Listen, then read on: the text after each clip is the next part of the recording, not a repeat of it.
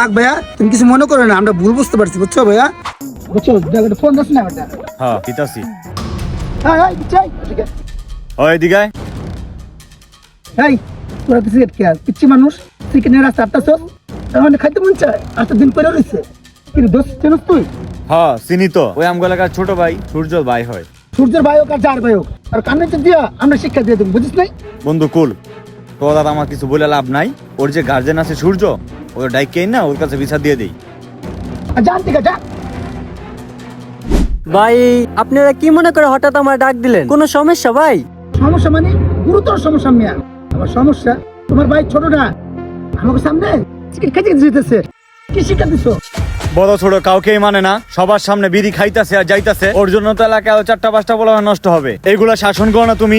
ভাই আপনারা শুধু শুধু আমার ভুল বুঝছেন না, দোষটা আমার না ভাই। আমি ওরে আনি আইনি আপনার সামনে জিজ্ঞাসা করি ভাই। হ্যাঁ ভালো করে বিচার করবা, যেন এগুলা থেকে এখনই সাবধান হয়। আর এলাকার পোলাপেন আর নষ্ট হইবে। যেহেতু ও অপরাধ করছে, আপনারা একটু ওয়েট করেন ভাই, আমি ওরে ফোন দিয়ে বাসাতে আনাইতেছি। কি রে তুই এই যে বড় ভাই রাসেল ভাই মোশারফ ভাই এগোর সামনে সিগারেট খাস? হ্যাঁ কি রে কষ্ট টাকা? তুই আর কোনদিন সিগারেট খাবি? আর কোনদিন খাবি?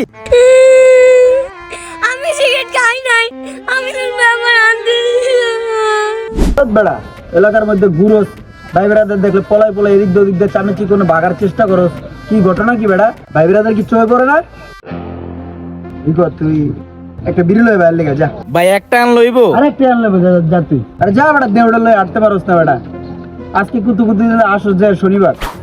আমার দিছে সিগারেট আনতে। এই দাঁড়া, সারাদিন রাস্তা রাস্তা করস, হ্যাঁ? বাপের হোটেলে খাস, মার হোটেলে ঘুমাস, ঠিক মতো বড় লাউডাও করস না। যা একটা সিগারেট লইয়া যা।